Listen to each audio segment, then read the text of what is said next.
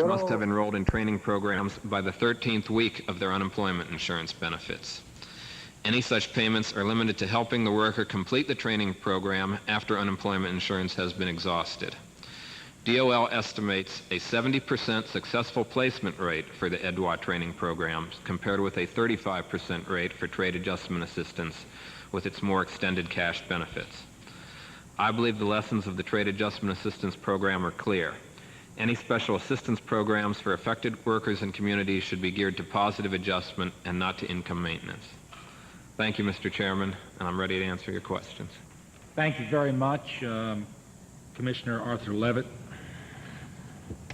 You've heard the other witnesses, and perhaps you didn't hear this morning's testimony with respect to environmental impact, indicate that both of these concerns, both the economic concerns and the environmental concerns, will never outweigh the military considerations. The question I asked before was, given the most dire economic consequences, would that overturn a lack of military necessity for a given base? And the answer was no, it would not.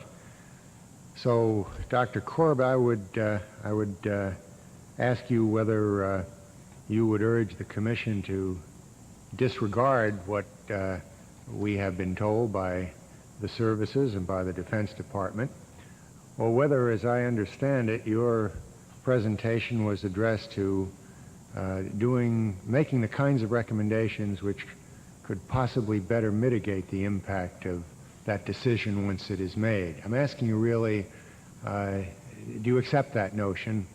Yes, I do. I think the job of the Department of Defense is to defend the country. The job of the federal government is to help people who are affected by decisions of the federal government. And so therefore, what you need to do is you need to look at those environmental and impact factors about Whidbey Island. I never saw that on any list at all the times I was there, and we had them.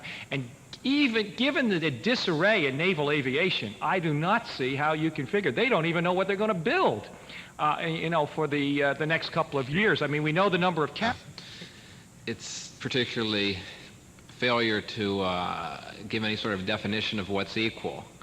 Obviously, hypothetically, and it's possible for two things to be equal, but they're never going to be in the real world in military value. It may be that what they're saying is there aren't any real-world examples that are even close, that the missions are too different and the military values are too different, that there's no point in even looking at the economic impact. On the other hand, it may be that they're simply saying they don't want to try to quantify the differences in military value between the different bases, and having done that, to compare those with the costs, that is to say, the relative savings and costs to the government as well as the other economic impacts.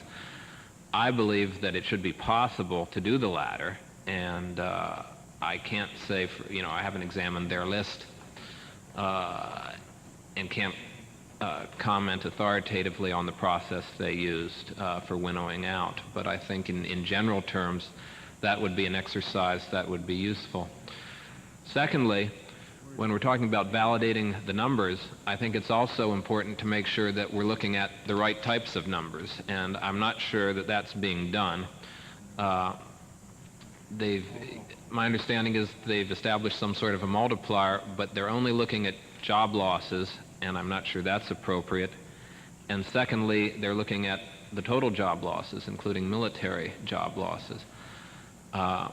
I don't think that, for the most part, the military job losses at a given base really constitute a direct economic impact on the local community, the local economy.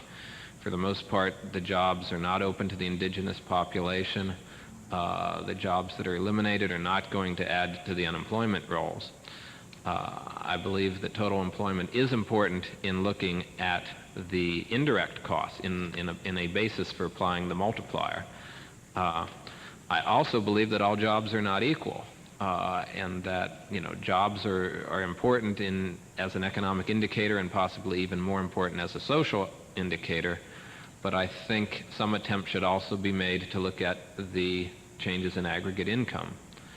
the losses of aggregate income in one economy, one community versus another.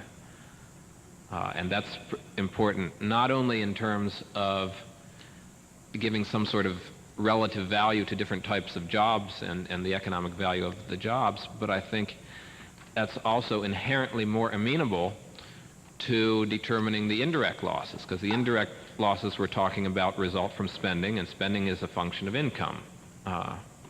So if you're talking about a job that pays $60,000 a year versus one that pays $15,000 or $20,000 a year, the multiplier effects, the indirect effects would be much different.